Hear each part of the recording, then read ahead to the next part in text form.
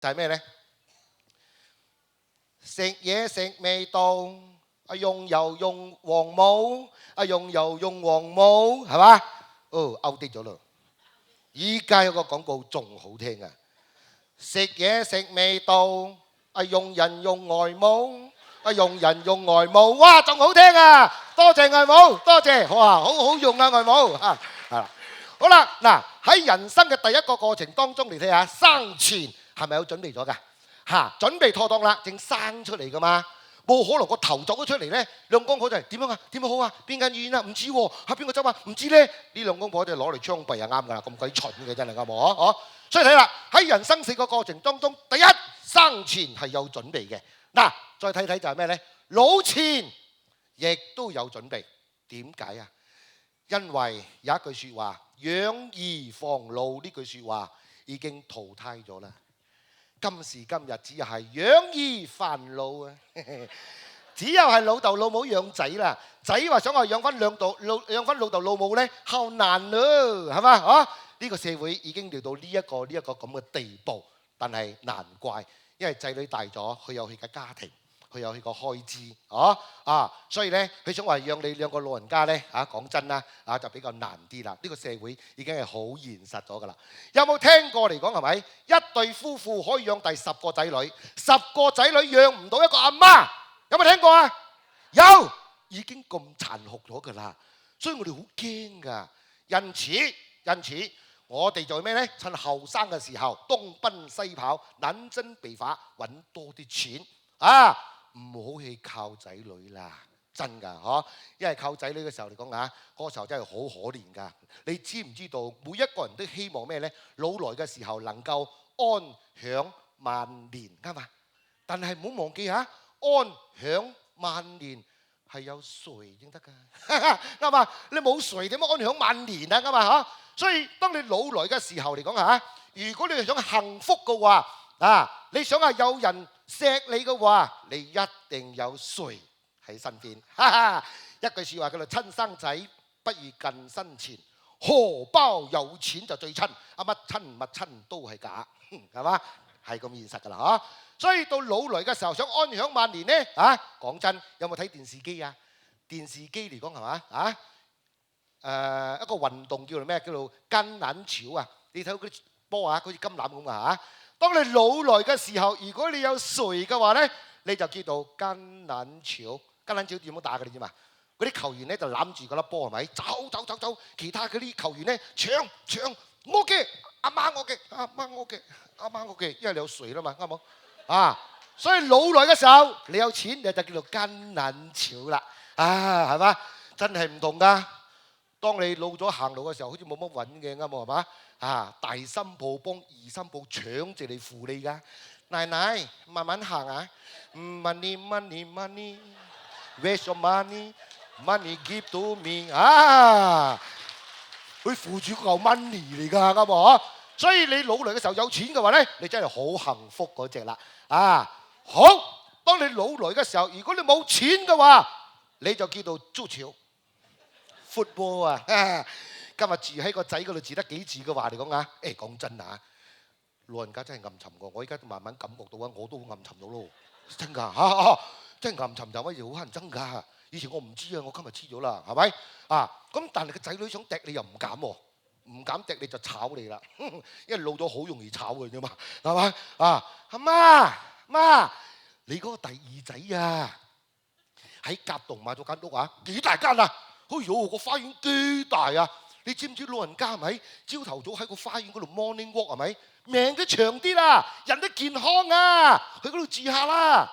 咁你傻下 hea 咩 hea 好聽講要危險咁從朝啦就一腳就去咗甲洞㗎啦，輕輕嘅啫，啱嘛？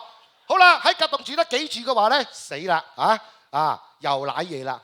咁第二個仔又幫你講媽，你真係好幸福喎！你知唔知道你嗰個第3仔Cupid 乜雞 Cupid硬要硬要乜雞書硬要係咪？佢嗰啲仔女即係你嘅孫成日打電話叫你去好掛住你你諗住你好威喎，係咩？敲，聽講要危險咁啊！喺甲洞一腳丁家路啊，哇，仲陰功啊真係。唉，所以老來嘅時候，如果你冇錢嘅就係似 football 咁嘅知啊，好陰功啊！呢個社會已經嚟到咁嘅地步啦。當然，今日我有多少識睇相嘅，我一睇落去，睇得出你哋絕對唔會咁嘅。無論阿媽有錢冇錢，你都當係跟撚少咁樣攬嘅。通常呢啲咁殘酷嘅事咧，通常都發生喺麻坡嘅，真係㗎。咁我咧喺麻坡演講嘅時候咧，我就咁講啦。一睇落去麻坡人啊，唔會咁冇人情，通常發生喺吉林坡嘅。哎呀死啦，穿咗煲添，係快口快舌穿咗煲添啊！好，咁啊開下玩笑啊嚇。好啦，各位喺人生4個過程當中嚟講嚇，第3就係咩咧？病前亦都有準備，係嘛？有冇聽過嗰啲保健咳啊？入院唔使錢㗎，啱唔？未病嘅時候咧，都已經買遍咗。將來有咩事咧？入院唔使錢。好啦，嚟啦，我哋華人嘅毛病嚟啦，就係咩咧？喺人生4個過程當中，生前有準備，老前有準備，病前有準備，死前冇準備，猜大吉利是啦！我咁後生使乜準備咧？我哋未打算過係咪？慢慢嚟啦，我仔你識搞掂㗎啦！呢個就係我哋華人嘅矛盾。死係一定嘅，但係冇去準備，我未諗過，到時正打算所以。甚至一個 Auntie 講咩咧？我仔女識搞掂嘅。我話 Auntie，你個仔女真係識搞掂咩？我想請問你個仔做咩㗎？我大仔做 doctor 嘅，咦呀幾威啊！我話二仔做 lawyer，哇恭喜 Auntie 啊！哇你仔真係本事啊！但係 Auntie，你個仔對於醫學係一流，佢對於法律係一流，但係對於殯葬係9流㗎，佢唔識㗎，啱冇？因為冇咁嘅知識㗎嘛，呢樣嘢係嘛？再講一樣嘢，你嘅大仔同二仔，醫生同律師咧，除咗醫學同法律識之外咧，其他嘅知識都有嘅。點解咧？因為有時花展覽會，最得閒就去花展覽會參觀下，都了解咩叫惡嘅花，咩花佢哋識嘛，啱冇？或者係家私鋪展覽會，最得閒就啲醫生、律師佢都要識多少家私嘅嘢嘅喎。去到嗰個展覽會都問下，哇呢個櫃好靚喎，哇幾多鐳啊？喂，呢個咩行情啊？喂，計平啲得唔得？咩木嚟嘅咧？哇！呢張台一流喎。喂，老細，咩行情啊？可以平啲冇？咩木嚟嘅？邊度嚟嘅？最低限度佢都有嗰啲 knowledge。雖然講去做醫生同律師，但係我想請問下 Auntie，你個仔女，你個仔得閒有冇去棺材鋪 shopping 啊？老細呢個棺材幾多鐳啊？哇！哎呀 ，good man，哎呀，咩木做㗎？咩行情啊？有冇啊？冇咯，冇之前唔識咯，啱冇？佢都係唔識㗎，到時都係交俾棺材鋪去管理嘅啫，啱冇？所以點解你要交俾你嘅仔女咧？點解今日富貴集團喺個掛牌公司頂呱呱嘅一哥嘅殯葬公司，點解唔交俾富貴咧？要 hea 喎，咁啊！所以呢個係好重要嘅嘢嚟㗎啦，各位未死嘅時候，為自己本身將來嗰個地方準備，即係難聽一句，為自己本身嘅身後事準備，為父母嘅身後事準備，錯或者啱呢？好，我哋睇睇啦，就係景陵，景陵係清朝康熙皇帝嘅皇陵，再睇就係泰陵 ，sorry 再睇就係泰陵，係清朝雍正皇帝嘅皇陵。再睇下就係裕陵，係清朝乾隆皇嘅皇陵。再睇一下就係定東陵，係咸豐皇帝嗰2位皇后慈安同埋慈禧太后嘅皇陵。各位，我相信大家都有咁嘅知識。皇陵係咪皇帝未死之前已經準備咗㗎？係咪啊？證實咗你有知識啦，絕對係每一個皇陵都要經過幾十年㗎，10幾年、20幾年，甚至30幾年而建造㗎。每一個皇陵都係皇帝未死之前都已經準備咗㗎。如果話笨登嘅話，皇帝咪仲笨登？如果話驚死啊，皇帝咪仲驚死？點解係預先準備㗎？唔單止到皇陵，連呢條路都準備埋啊！呢條路做嚟做咩㗎？呢條路做嚟唔係俾人行，亦都唔係俾車行咁做嚟做咩啊？做變咗㗎啦，係俾皇帝叮當嗰個時候，千軍萬馬抬皇帝嘅棺材入頭先嗰個皇陵嘅道路嚟㗎。預先做變，唔係俾人行，唔係俾車行㗎。所以係俾皇帝死嘅時候正行㗎。因此呢條路斯文啲呢，就叫做神道，粗魯啲呢，就叫做屎羅直條。皇帝死嘅時候正行嘅，係嘛？好啦，嗱，其實未死嘅時候為自己本身準備，唔係叫猜大吉利是，而係叫做咩呢？係叫做生機啊！係叫生機啊！所以當呢個皇帝上位嘅時候，第一件事就叫一個風水大師揾一個好靚嘅龍穴風水地而建立喺將來嗰間屋即係將來嘅家，即係皇陵啦，啱冇嗬？第二件事就係按照佢自身嘅命格嚟準備壽具啦。今時今日嘅係套裝咁簡單啦咁呢個壽具係點嘅呢？睇到嘛？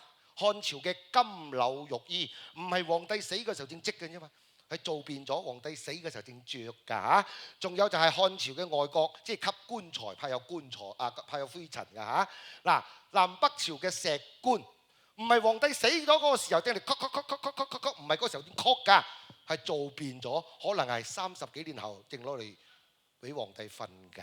仲有皇帝嘅壽衣係叫做咩呢？天衣，即係壽衣，亦都皇帝未死嘅時候準備咗㗎。所以未死嘅時候準備呢樣嘢係錯或者啱呢？我唔知，呢個答案交俾大家再睇睇，你有冇聽過以前嗰啲老人家屋企等棺材嘅？有冇聽過啊？有其實係有㗎好多年前就已經有咗㗎啦。所謂棺材升官發財咁解唔論你信好，你唔信都好啦，確實有咁嘅事㗎你知唔知道當一個老人家病咗係咪？佢個仔呢就會外出買一副棺材翻入嚟屋企㗎啦係咪？嗰個叫做添壽即係外出買翻嚟咪叫添咯，係咪？嗰個壽木咪叫壽咯添壽咁而且嚟講呢，呢個棺材呢仲會晾上嚟㗎。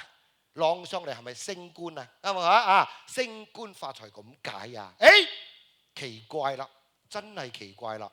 當你棺材買翻嚟屋企咗之後呢，呢個老人家漸漸冇病咗咯，好 fit 咯，朝頭早仲起身播啲佢嘅棺材我要後靚我死賊㗎，啱冇係？所以有咩好笨登啫？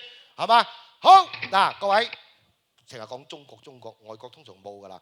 邊個講外國冇啊？睇到嘛？埃及法老王嘅陵墓金字塔啦其實係做變咗俾呢個埃及法老王住㗎再睇下就係咩呢？就係英國英皇室成員預先安排身後事，呢樣嘢唔係我做出嚟㗎，係報紙剪出嚟㗎。呢件事我相信大家都知道，就喺英國嗰個王妃戴安娜喺巴黎撞車叮當咗嘅。有冇聽過咁嘅消息又話其實有邊個諗到咁靚嘅王妃，咁後生嘅王妃會死呢？亦都邊有準備呢樣嘢呢？啱冇但係事情就發生咗啦，真係發生咗啦。你知唔知道發生咗呢件事當時搞到幾大件事手忙腳亂，唔知點樣好政府話佢應該葬嗰邊，用咁嘅儀式，皇族反對唔得，應該葬嗰邊，用咁嘅儀式至啱嘅。公眾人士亦都為咗一個葬禮嘅儀式，應該葬喺邊度，搞到議論紛紛，爭論不休，你一句我一句都唔知點好，卒之都搞掂咗啦。經過呢個教訓之後，皇族知道，雖然我哋係皇族，但係皇族都係人，人就一定會死。點解日後愛重複咁嘅煩惱呢？點解唔可以預先去準備呢？因此宣佈落去，所有嘅皇族都要預先安排身後事。當時包括嗰兩個王子，只係10幾歲，就準備死後着咩壽衣，用咩棺材，請咩人，咩樂隊，全部準備晒。所以各位，未死嘅時候為自己本身準備係錯或者啱，唔知呢個答案亦都交翻俾大家。再睇下就係咩呢？就係美國前總統里根，呢個亦都唔係我做出嚟嘅，係報紙剪出嚟嘅。成篇好多嘢講，我只係放大其中嘅一段俾大家睇下。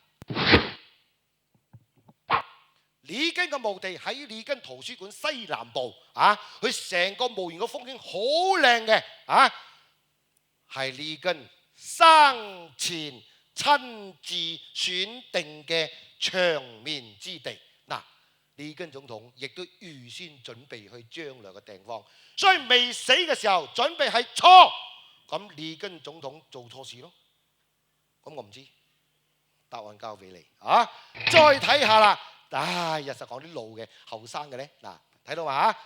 王妃生日買墓地，各位王妃好出名嘅，你識佢唔識你啦，係冇早唔買地，遲唔買地，偏偏等到嗰日 Happy birthday to you， thank you thank you thank you， 嗰一日正買地。我睇如果你生日嘅時候有一個富貴嘅代理叫你買地，我睇俾你鏟到9條街啱嘛？菜到9條街啱冇？但係今日佢生日嘅時候就買咗個地啦，啱冇？有咩唔好啊？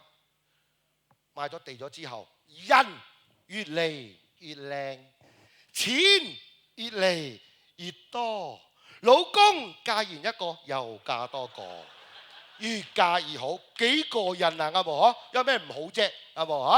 好，我哋睇睇啦。台灣台灣嘅經營之神，報紙亦都登咗出嚟啦。王永興能夠成為台灣嘅經營之神，唔少風水地理師都認為，除咗王永興本身嘅努力之外，皇家嘅祖墳地點亦都有好大嘅幫助。呢個叫做風水咯，啱嘛？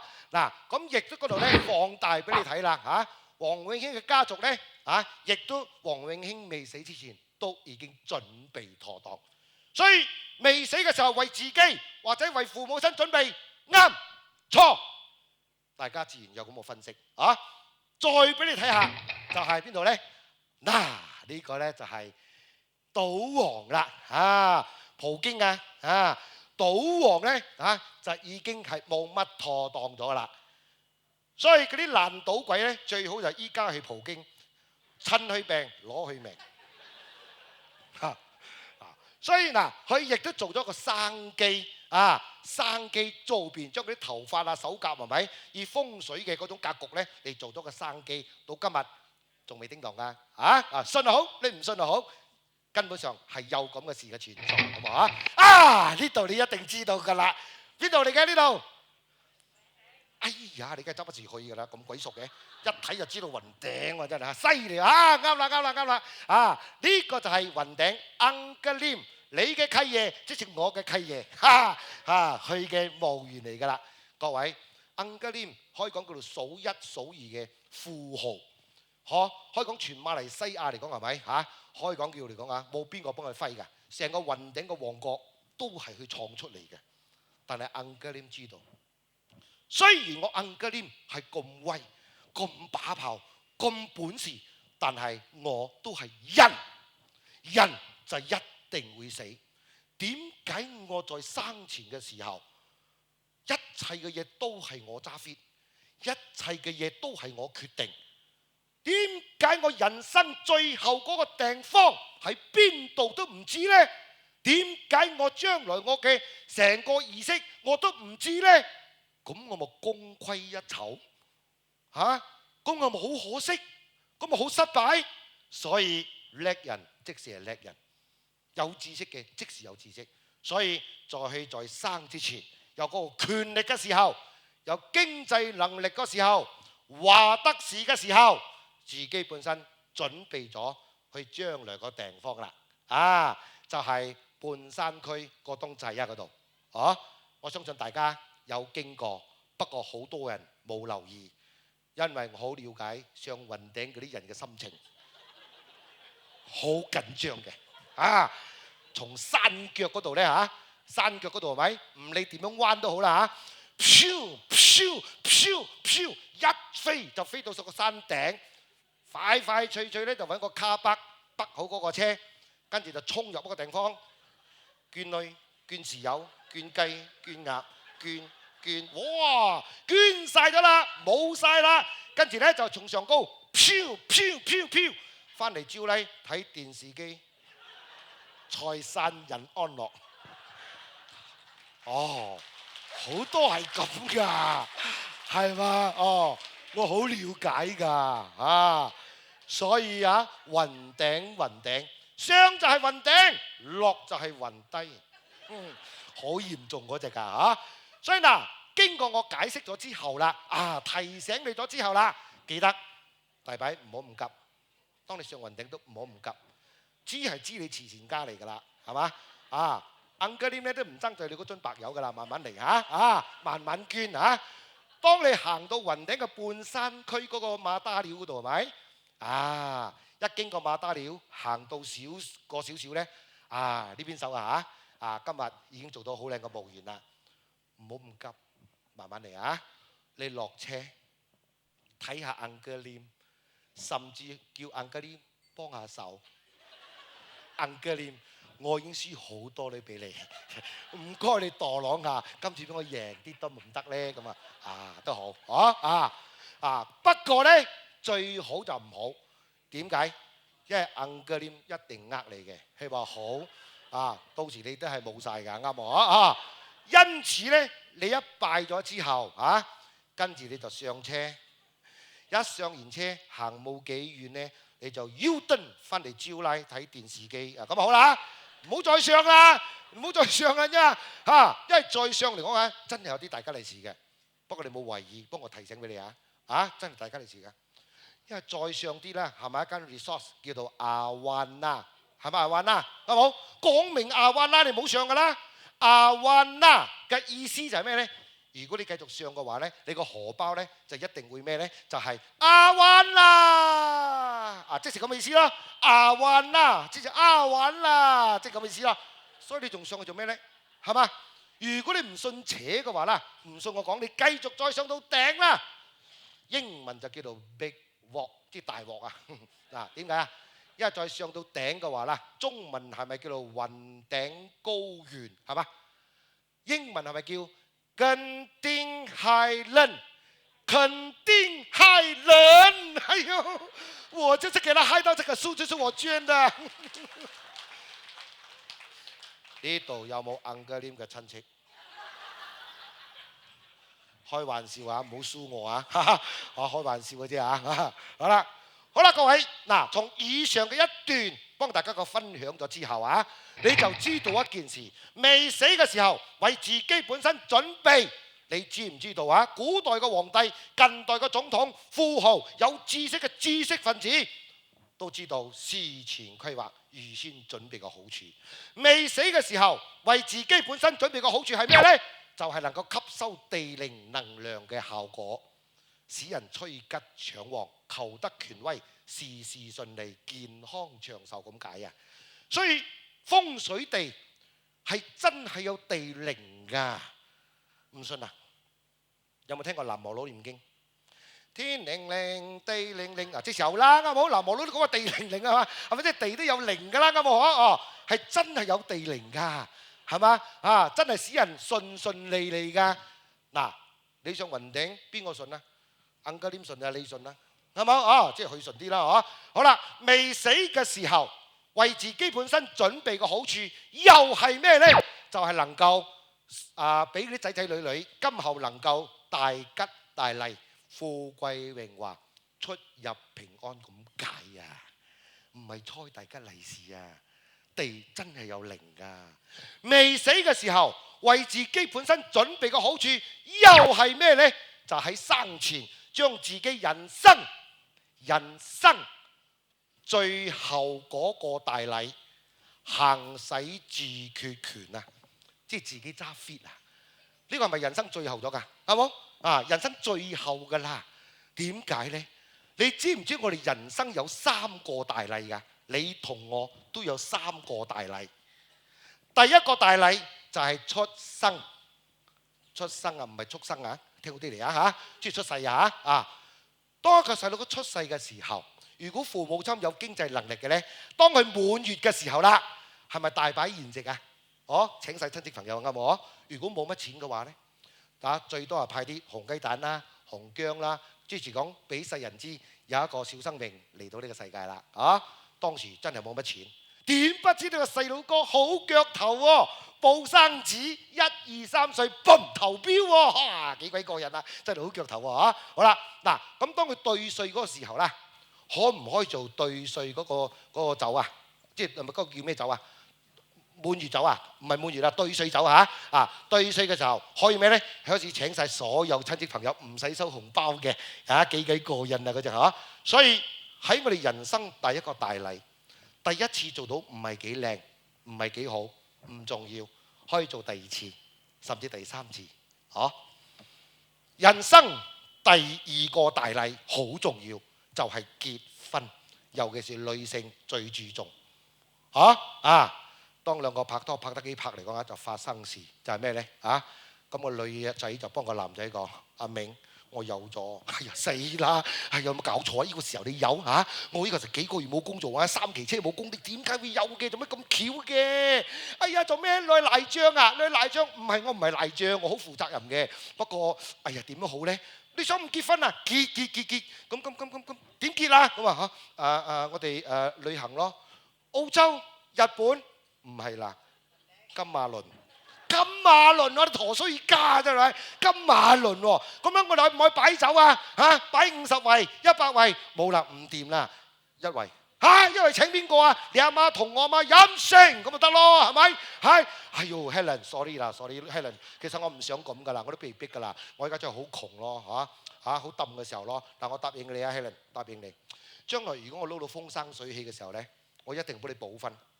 到時搞到好好睇睇嘅，點不知真係喎，真係多3幾年，真係撈到風生水起喎！嗰個時候可唔可以補分啊？嗰個時候可唔可以請100圍唔收紅包嘅？到時送個10卡拉嘅鑽石 ，Helen，I love you， 哇，幾有面啊！所以各位第2個人生大禮就係結婚。第1次做到唔靚，做到唔好，可以第2次嗎？